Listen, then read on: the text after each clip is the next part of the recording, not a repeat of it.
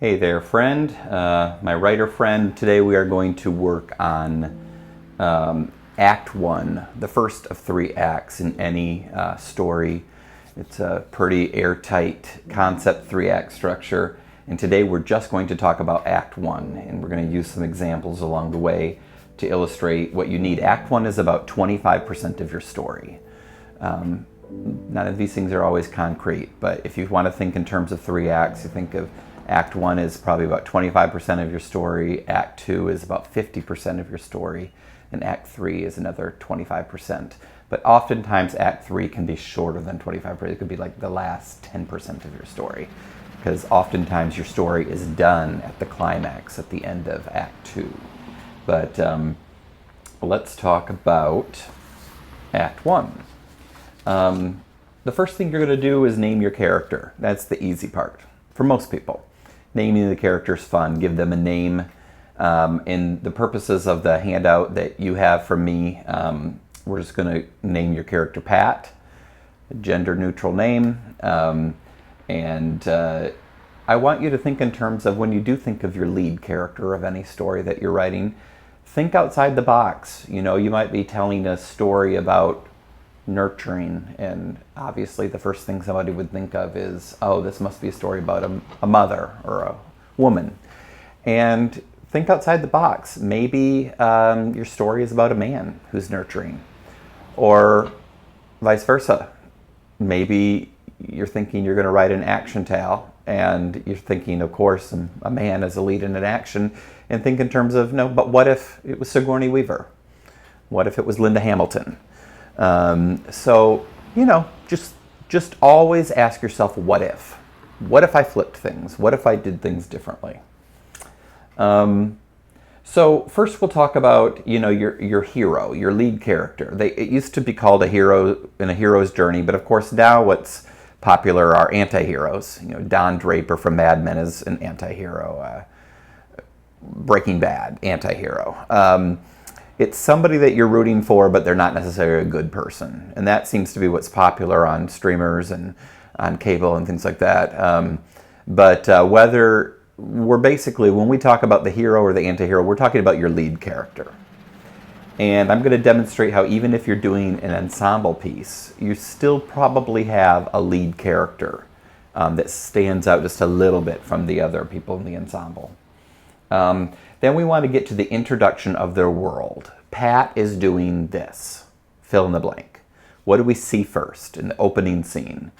Usually you will start your opening scene on your hero or anti-hero or lead character.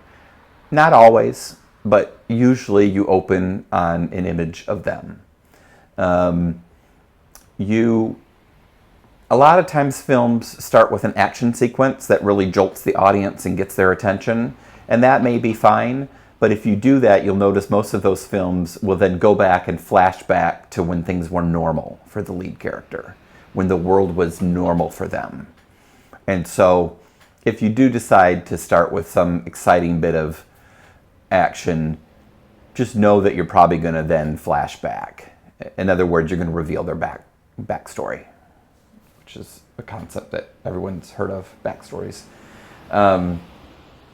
Okay, and then basically we're going to talk about the setup. So how does this opening scene demonstrate Pat's internal or external conflict? When we talk about internal conflict, we're talking about their fears, their childhood trauma, their basic, I mean, every human has a basic fear in life. And most of those fears are universal, which is why you want to put them in your story. It's going to make them relatable.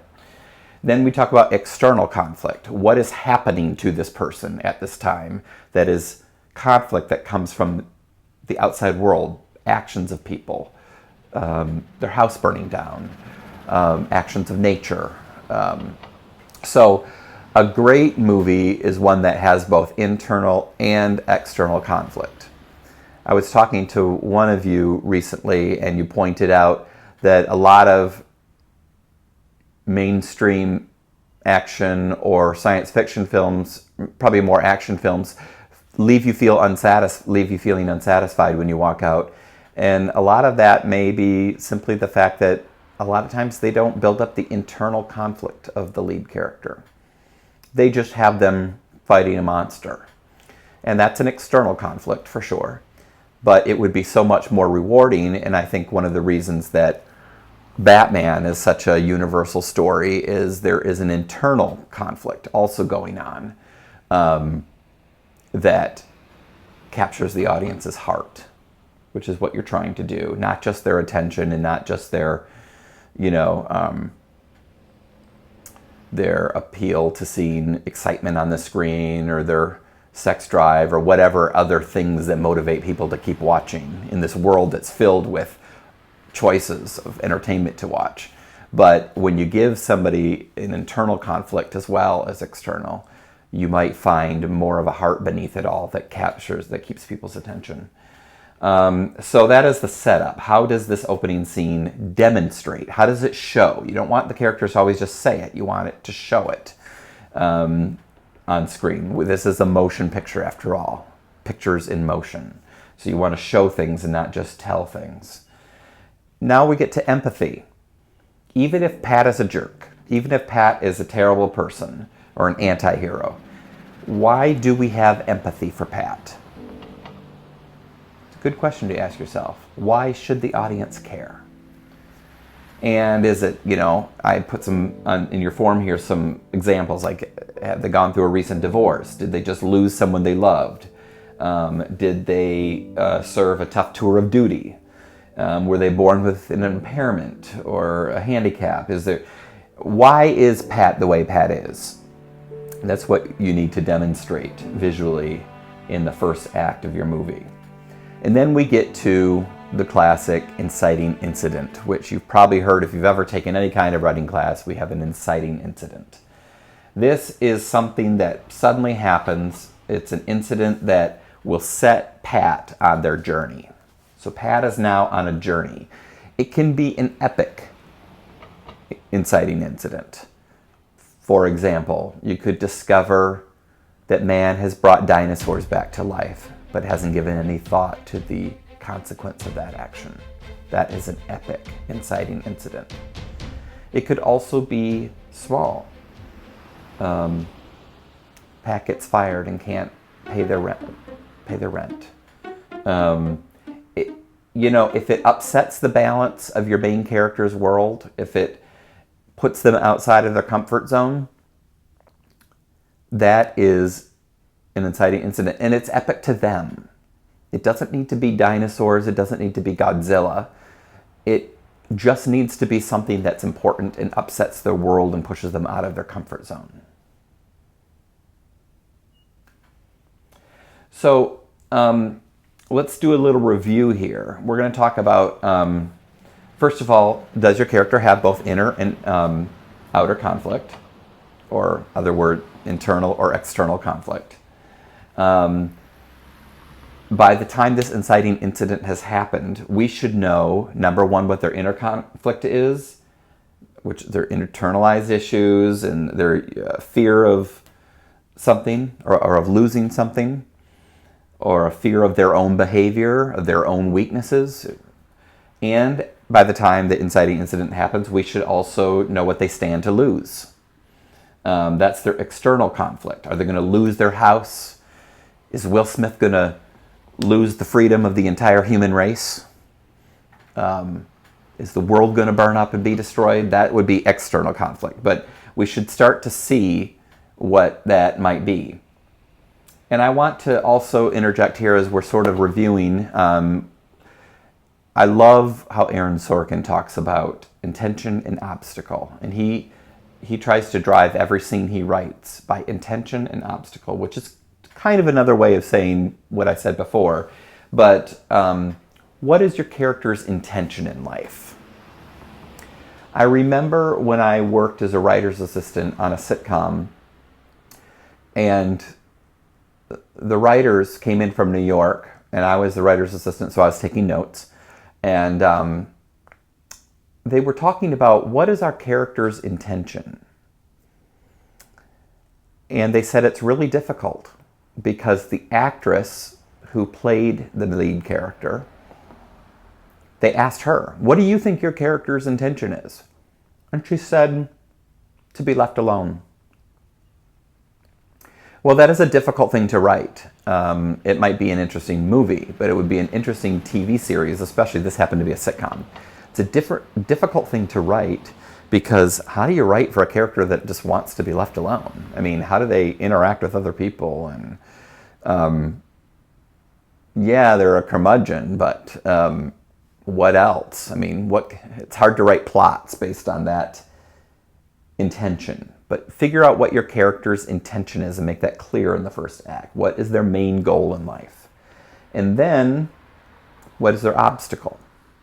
And again, this isn't just about the entire movie. This is like in every scene. In every scene, a character should want something, and a character should usually struggle to get it.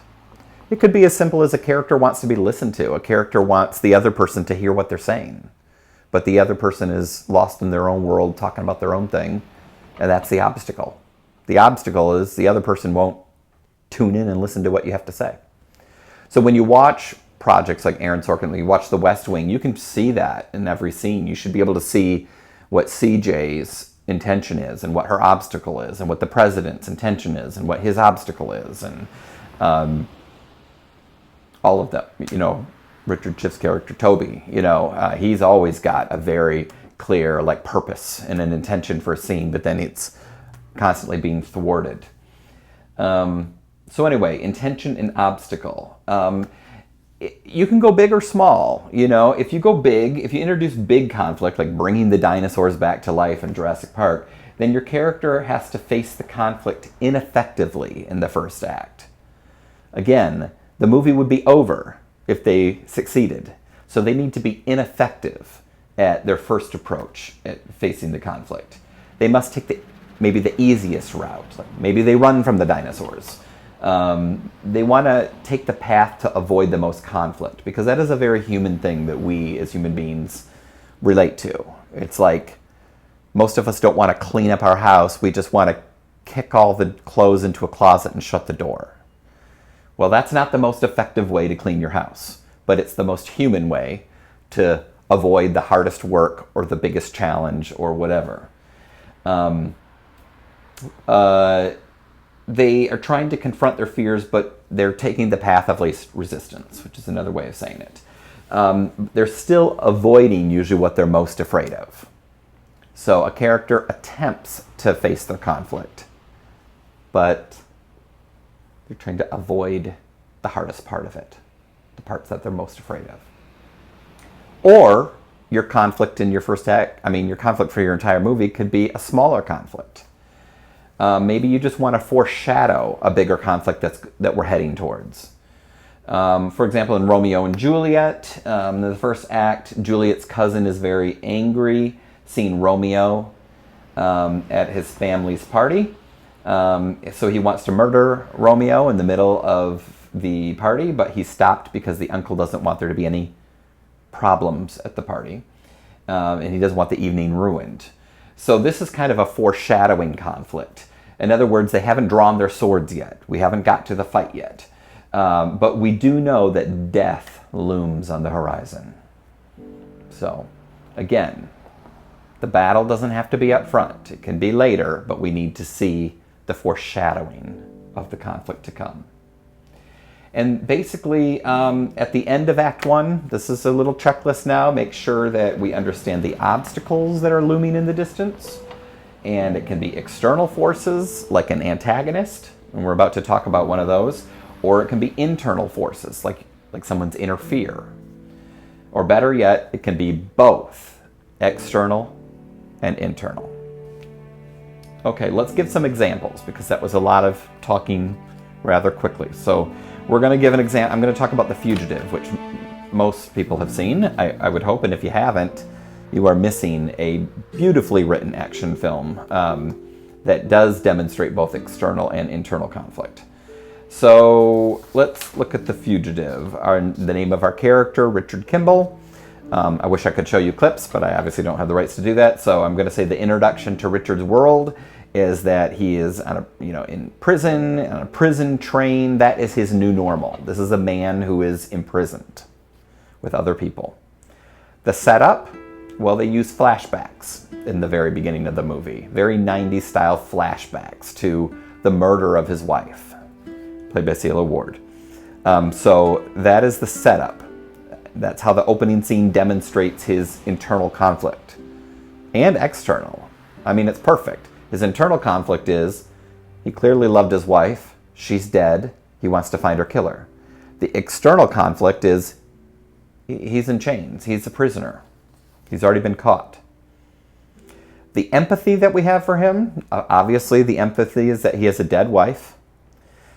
The other empathy is that he's wrongly accused. We already get the sense that this man had nothing to do with his wife's murder. I don't know why we believe that, maybe just because Harrison Ford is the one playing it. And Harrison is usually the good guy. But, and then the inciting incident in The Fugitive, that the prisoners stage an escape, and they cause the train, they cause it to crash and roll onto a railroad. Or they cause the bus, I think it's a bus. Sorry, I shouldn't have said prison train. It's a bus that they're on, and it rolls onto a railroad, and because it's a movie, obviously it's going to be just in time where a train is going to smash into it. So when we look at our review of that setup, we say, first of all, Pat's inner conflict is the wife is dead, the killer's on the loose. His external conflict now is Sam Gerard, played by Tommy Lee Jones, is chasing him. So now we've got an external conflict. In our movie, the law enforcement is the bad guy, is the antagonist, because we believe that Richard Kimball is innocent. So anybody trying to chase him and find him, it's like the bad guy to us. When we think of the Aaron Sorkin exercise, intention and obstacle, obviously his intention is to avenge the murder of his wife. Obviously his obstacle is Sam Gerard, who is trying to find him. And we can tell Sam Gerard is good at his job. So he's likely going to find him. So it's a very good obstacle. At the end of Act 1 of The Fugitive, he's on the run. Richard Kimball, he's trying to, stay under the radar, fix himself up to look different than the man they're looking for. And Act 1 really ends when he jumps off the waterfall, because he is making an active decision to do the irrational. So he has tried to do maybe more common sense thing, the easy thing, which is, I guess, to run and to hide and to change your appearance.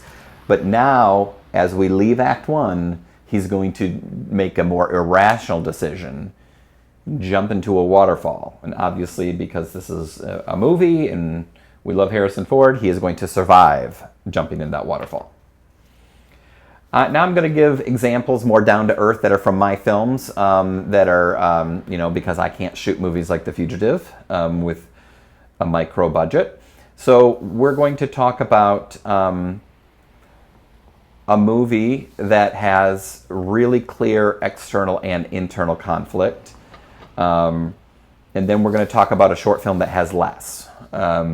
If you want to first watch this movie, it's called The Racket. It's on my website, circa87.com. If you go under projects, you should be able to find The Racket. You should be able to stream it. So the main character, this is kind of a confusing movie because this is an ensemble about 4 women.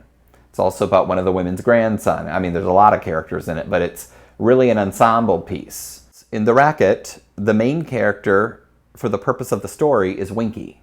Winky is in a wheelchair. In the introduction to Winky's world, she is in a crappy marketing meeting for like beauty multi-level marketing sales. So to me, I'm already sympathetic with this woman, because why is this older woman having to try to sell product at this age in her life, and she's in a wheelchair? I mean, there's already a lot to empathize with. So the setup, she states it, the setup is very clear right here in the first scene. Wrong. That's coming from a place of dejection. But it's true, young lady. I want to keep the house that my husband worked so tirelessly to build. She wants to keep the home that her husband built. So that is how we demonstrate in the opening scene. I mean, in this case, she just says it right out. but because other people are also being questioned in the opening scene, it's not so obvious that we're clearly stating this is the lead character. I mean, in the opening scene, we don't know that this movie is about Winky because other women are also speaking up. What do women really want? Now I'm asking you. He's asking you. What do women really want? Oh. To be loved authentically for who we really are on the inside. Wrong. So what is another source of empathy? I mean, besides the fact that the woman is in a wheelchair, which is an empathetic visual thing on screen for the audience to latch onto. Hopefully if they have a soul, they're going to be empathetic for somebody who's wheelchair bound. But then what really causes empathy is that she is called out publicly by this nasty woman. And if you are dejected, you will always fail. And you are failing, aren't you? No sales last month? So then we move 15 minutes forward into the movie and we are talking about an inciting incident. And I think the beginning of this inciting incident is this voicemail that her grandson leaves her, where Winky basically is told she's got to sell her house, which we kind of already knew that it was in trouble, but now he mentions putting her in a nursing home. So this inciting incident is as simple as a voicemail that ups the stakes. Grandmom, hey. Listen, we need to talk. We've got to get the house on the market. You simply can't handle the upkeep, and you know I can't help you. Cooper has summer camp, band camp, baseball camp. You and I should talk nursing homes. I think it's our best option. So let's talk about Winky's inner conflict and outer conflict. Her inner conflict is, I think we get a sense that she's got loneliness in her life. She lives in this very big house all alone. We see that she dropped something on the floor and how hard it is for her to lean over and pick up her own, I don't know, purse or keys. We also get a sense that, you know, all of these women, not just Winky, but these 4 women probably lack friendship in their life. They don't have a lot of it. They're all kind of out there on the range by themselves. Her external conflict is the simple one. She's going to lose the house. So we've got internal conflict, which is the fear of growing old alone, not having friends, loneliness. But the external conflict is tick, tick, tick, tick. There's a ticking clock on this movie. Winky's gonna lose her house, so something better happen. We talk about Aaron Sorkin's intention and obstacle exercise. Obviously, her intention is to keep her house that her husband built for her, and her obstacle is being fired. So now we're raising the stakes. This might also be considered an inciting incident, but now she's literally being fired from the only job she has. Hey, ladies, but I'm going to have to let you go. Excuse me? It's not personal, it's just business. You're taking up valuable seats in the learning annex, and you know the space is only so big. So when we talk about whether her conflict or whether this inciting incident is big or small, when you compare it to dinosaurs or avenging your wife's murder, this is small. But in Winky's world, being fired and being lonely and losing her house, moving into a nursing home, this is big. This is epic to Winky. I just want to be alone. Let's move on to a short film I made called The Old Man and the Tree. It can be found in the movie The Galoshes, which is a collection. It's an anthology film of various stories. But if you go to the 2009 story, you will find this story of, we open on the close-up of an older man, no teeth in his mouth, watching television. Barack Obama and his henchman, No Biden, were making a lunch stop at a burger joint in Virginia last week. Now get this. So what is he When doing he in the orders opening mustard- scene? He's watching theater television. Political television that is meant to scare old white people. And he is sitting there in a home surrounded by porcelain angels. Once again, this patriot president has to demand French crap. So now the setup is he screams his food order into his fast food order. Why is he such an angry man? Immediately it's like, why is he shouting? Why is he so mad? I mean, you can probably already deduce he watches television that upsets him, and then he goes out into the world and he's an angry man. But the setup, what do we see in the second scene that really demonstrates his conflict? So far, we're only really seeing his internal conflict, that maybe he's a fearful old man. Empathy. So what do we have to empathize with Perk? That's his name, Perk. We empathize with the fact that we see that he only has one leg. So again, we're back to a wheelchair. I promise not all my movies are about people in wheelchairs, but I do use it a lot. He has one leg. His wife is passed, because we learned that here. Don't need a plant. Don't bring me one. We could do that in your backyard when it's nice outside. Mandy, I don't need a distraction. You're not a replacement for Shirley. You're a nice, smart young girl, but I know what you're... Get out. You're not going to be a replacement for Shirley. So we learned that, and now it kind of makes sense. All the angels in his house were probably his wife's angels. He hasn't moved them since she's died. We also have some empathy for him now because we have a scene where a coworker at work sympathizes with him because she says, the way they treat you all veterans. So now we know he's a veteran. Work kitchen's more handicapped accessible. I know, it's just awful how they treat y'all veterans. So then what's the inciting incident here in the short film? And notice how all these things are true, even if your movie is only 12 minutes. It doesn't have to be a full-length feature. You still have 3-act structure in a 12-minute short. So the inciting incident is he's now asked to train a young man. Take him through the claim settlement database and get him comfortable with the interface. Sure. This is Chabad. Get him up to speed with our processes for negotiating and our forms for recommending litigation. Thank you. I'm kind of busy. Go ahead and sit right next to him. This is probably his worst nightmare because we've already got a sense that he's racist because of the kind of television he watches. And now he's got a young man, so he's being replaced by a young man, or he's got to train a new generation, which that is a deep-seated fear that we have as we get older, that we're being replaced by a younger generation. That's a universal fear that the audience can latch onto because you start to feel that by the time you're probably 35 years old, you start to fear being replaced. And it just gets worse with every decade.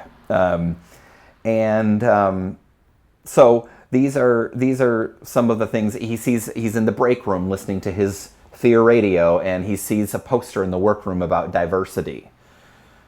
Well, the last thing an old, cranky, far-right man feels is excitement about diversity. So we're building the conflict. And now we ask ourselves, what is his internal fear? We've already discussed this: loneliness, fear of the outside world being replaced at work. Now, have any external fear? Well, now we have a niece who comes in, a great niece or whatever. She comes in. She offers to plant a tree. I'm coming over tomorrow night. I'm going to bring you a plant in a pot. It's almost Earth Day. We get extra credit for everything we plant. Little trees turn to oak trees in the next 20, 30 years. Can you turn that down? I don't need a plant. Don't bring me one. We could do that in your backyard when it's nice outside. Mandy, I don't need a distraction. You're not a replacement for Shirley. Well, this is conflict. This is an external conflict. This is somebody coming into his precious little world and starting to rock the boat. And so we look back at, let's review the intention and obstacle. Always getting back to intention and obstacle. His intention, of course, is to be left alone. A lot like that sitcom I worked on. But it's a little easier in a short film to do a movie about somebody who just wants to be left alone. It's a lot harder to do in a weekly TV sitcom. But anyway, he wants to be left alone. That's his intention. Intention to be left alone. Obstacle. Mandy's involvement in his life. This young girl who wants to cheer him up and take him out of his comfort zone and plant a tree and renovate his inside. These are all things, these are obstacles for him. It's a small obstacle, but it's epic to Perk's world. So we're obviously talking about a small conflict in a way, but it's big to him, so it doesn't matter if it's small. We shouldn't even call it that. It's epic to Perk. And at the end of Act 1, when he's supposed to make a difficult decision, his decision is really he screams at Mandy. Get out. And tell Auntie if she wants to speak about that thing, she can call me. She doesn't need to use you. He tells her that you're not a replacement for me. And I guess his other big decision is to continue to live the world that he's living in, to continue to watch Fox News and listen to Rush Limbaugh or whatever he's listening to. It's non-specific in the movie, but you get the idea.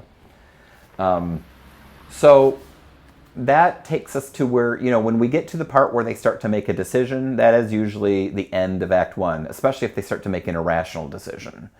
And it was irrational for Perk to blow up at this sweet little girl. It's irrational for Richard Kimball to jump into a waterfall. Once we get to an irrational decision that they make, we usually have ended Act 1 and it's time to move into Act 2, the big part. So your assignment is to make sure that when you're writing your own outline, and remember we always start with the outline, you're not writing a screenplay into software yet, we're at the outline stage, we're at the beat sheet stage. You are going to make sure that you've got all these things demonstrated in your work, and also watch the work of movies and TV shows that you like, and do this worksheet with stuff that you watch. It will make it very clear what's missing in your writing when you start to watch other people and how they build up their internal, external conflict and how they address intention and obstacle. So watch the pros and, print out one of these things and fill out a worksheet for other things. It's a great assignment that you can do when you're watching other things. And sometimes you'll be watching a professional product and you'll see it's missing some of these things, and you can see how their work could be better. So I look forward to seeing you for Act 2, but focus right now on Act 1 of your story and really being able to answer all these things.